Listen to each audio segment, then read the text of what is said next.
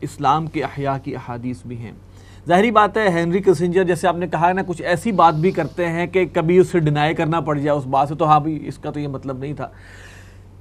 اس کو اگر ہم اس کی ہینری کسنجر کے اس انٹرویو کو اگر ہم کسی حد تک حقیقت بھی مانیں تو لیکن ہمارے پاس سب سے بڑی حقیقت وہ احادیث موجود ہیں جو نبی اکرم صلی اللہ علیہ وسلم کی اور مستقبل کے حوالے سے. ساتھ ان پہ قبضہ کا بھی حدیث ہے، یہ پورا قبضہ کر لیں گے، یہ پورے اس کے اوپر آ جائیں گے. اسلام کے احیاء کے حوالے سے جو احادیث ہے کہ دنیا کا خاتمہ اس وقت تک نہیں ہوگا جب تک کہ کل روح ازدی کہ اسلام کا احیاء نہ.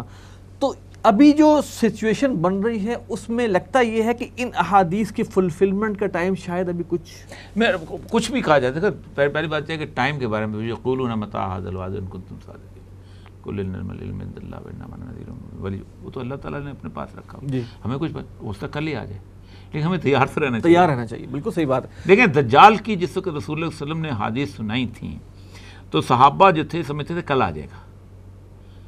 وہ کہتے ہیں کہ اسی خوف میں پتلے ہوئے چلے جاتے تھے. خود سید الانبیاء صلی اللہ علیہ وسلم کی حالت یہ تھی کہ ایک بچہ پیدا ہو گیا تو جا کے اس کو دیکھنے چلے گئے کہیں دجال تو نہیں ہے. ایک آدمی تھا حضرت عمر نے جس کو قتل کرنے کے بارے میں کہا یہ. پھر تمیم داری کی جو حدیث ہے، تمیم داری جب آیا تو آپ نے تمام صحابہ کو جمع کیا کہ اس کے پاس ایک خبر ہے اور یہ خبر ٹھیک ہے، آپ سنو اس کے ساتھ ہم. اور پھر فرمایا دجال کی آمد اس وقت بہت نزدیک ہو جائے گی جب مساجد میں اس کا ذکر بند ہو جائے.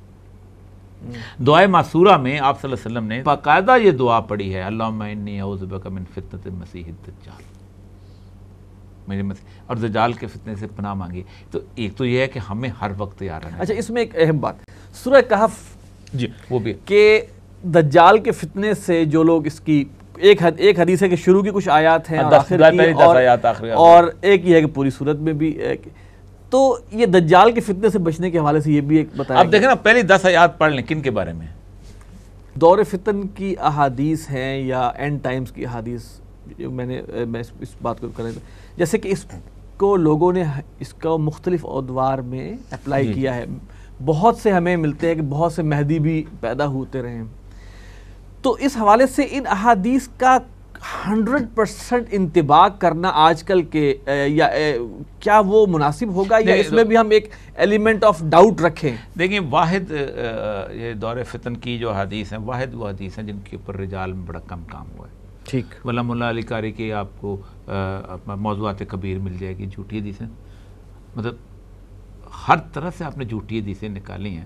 اس پہ آپ نے یہ نہیں کہتے ان پہ ایمان لاؤ یا نہ لاؤ بھائی، اس پہ آپ باقاعدہ چھان پٹک کے کنفرم کر دیا آپ نے. آپ خود سوچیں کہ جو سب سے بڑی کتاب ہے کتاب الفن جو نعیم بن حماد کی جس میں 2100 اس کا اردو میں ترجمہ ہی نہیں ہوا تھا، ابھی میں نے کروایا ہے. اور اس کے اندر اور صرف پہلا تباچے میں یہی درخواست کی ہے کہ میں رجال کا آدمی نہیں ہوں، کوئی رجال کا عالم ہو تو اس میں اس کو دیکھے اسے نکالے اور چھان پٹک کے اس کی موضوعات کو علیحدہ کرے.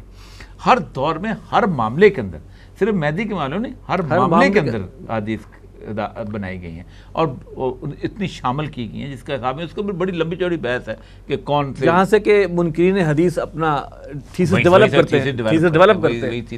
کرتے ہیں لیکن وہ ان کا تھیسس خیر اس میں لمبی اور بحث ہو سکتی ہے. لیکن انہوں نے جو بزرگ تھے انہوں نے چھان پٹک کے جو حسن حدیث جو تھی بہتر حدیث اس میں بھی ہیں.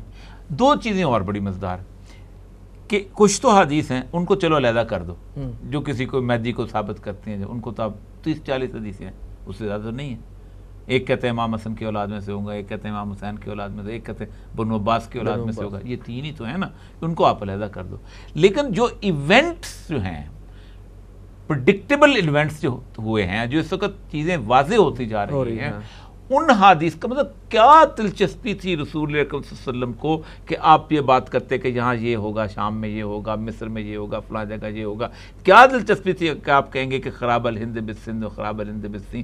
کیا دلچسپی تھی کہ آپ کہیں گے کہ ہند کے اندر جب تم ان کے بادشاہوں کو زنجیروں میں جکڑ کے لاؤ گے تو عیسیٰ ابن مریم کو اپنے درمیان پاؤ گے؟ کیا دلچسپی تھی؟ کیا پولیٹیکل ریزنز تھی کہ اس طرح کی حدیثیں کریٹ کے؟ نہیں تھی کوئی.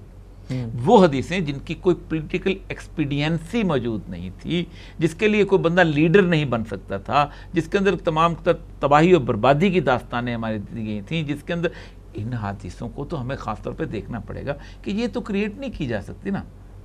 اور پھر سب سے بڑی بات یہ ہے کہ تمام ابراہیمی ریلیجن ان کے ہاں آخر الزمان کا ایک چیپٹر موجود ہے اور وہ منتظر ہیں کسی نہ کسی کے. اچھا جو اس وقت کیوں اسرائیل کے حق میں موومنٹ چلی ہے ٹرمپ کے لیے.